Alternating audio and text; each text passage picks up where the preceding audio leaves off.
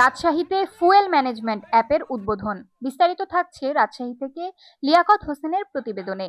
রাজশাহীতে গ্রাহক হয়রানি ও জ্বালানি তেলের অবৈধ মজুদ রোধে ফুয়েল ম্যানেজমেন্ট মোবাইল অ্যাপের মাধ্যমে তেল সরবরাহ কার্যক্রম শুরু হয়েছে।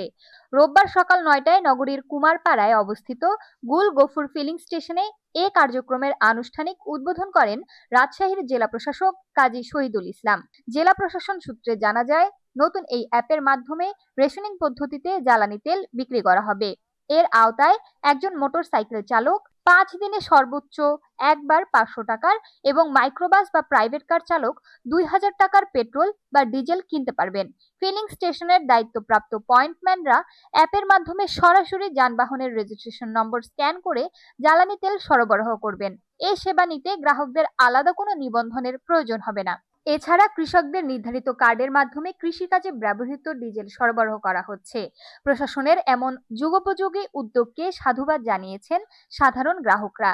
উদ্বোধনী অনুষ্ঠানে জেলা প্রশাসক কাজী শহীদুল ইসলাম বলেন, পেট্রোল পাম্পগুলোতে জ্বালানি তেল নিতে আসা গ্রাহকরা যেন দীর্ঘ লাইনের ভোগান্তি এড়িয়ে স্বাচ্ছন্দ্যে তেল নিতে পারেন এবং কেউ যেন অবৈধ উপায়ে তেল মজুত করতে না পারেন, সে লক্ষ্যেই এই অ্যাপটি চালু করা হলো। আমরা অ্যানালাইসিস করে দেখেছি যে ৫০০ টাকার তেল সে স্বাচ্ছন্দ্যভাবে ৫ দিন অতিবাহিত করতে পারবে এবং প্রতিটি গাড়ি ২০০০ টাকা আমরা রেশনিং করেছি ৩ দিনের জন্য। এই অ্যাপের মাধ্যমে এই রাজশাহীর মহানগর এবং প্রতিটি উপজেলা সমস্ত রাজশাহীকে যত যানবাহন রয়েছে রেজিস্ট্রেশনে আমরা আওতায় নিয়ে আসবো, যাতে কোনো মোটরসাইকেল বা গাড়ি এক ফুয়েল স্টেশন থেকে অন্য ফুয়েল স্টেশনে গিয়ে তেল না নিতে পারে ওই নির্ধারিত সময়ের মধ্যে। এবং যারা নির্ধারিত, আপনারা জানেন যে সেচ কাজের জন্য ডিজেল ব্যবহৃত আমাদের কোনো সমস্যা নেই, ডিজেলে আমরা কার্ড দিয়ে যাচ্ছি, কৃষি কার্ডের মাধ্যমে তারা প্রতিনিধিত পাচ্ছে, এখানে আমাদের কোনো অভিযোগ নেই। শুধু মোটরসাইকেল গুলো তাদের অভিযোগ রয়েছে দীর্ঘ লাইন, এই লাইন যাতে না থাকে এবং এই স্বচ্ছন্দভাবে নিতে পারে, সেজন্য আমাদের অ্যাপটি ডেভেলপ করা। তিনি আরো বলেন, যে কোনো পেট্রোল পাম্প থেকে একবার তেল নিলে পরবর্তী ৫ দিন পার হওয়ার আগে কোনো গ্রাহক আর তেল নিতে পারবেন না।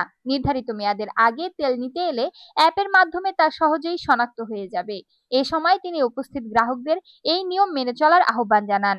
অনুষ্ঠানে অন্যান্যের মধ্যে উপস্থিত ছিলেন অতিরিক্ত জেলা প্রশাসক সবুর আলী, সহকারী কমিশনার ও এক্সিকিউটিভ ম্যাজিস্ট্রেট বোরহান উদ্দিন অন্তর সহ প্রিন্ট ও ইলেকট্রনিক মিডিয়ার সাংবাদিকবৃন্দ। আজকে আমাদের এখানে অ্যাপসটাও প্রথম উদ্বোধন হলো।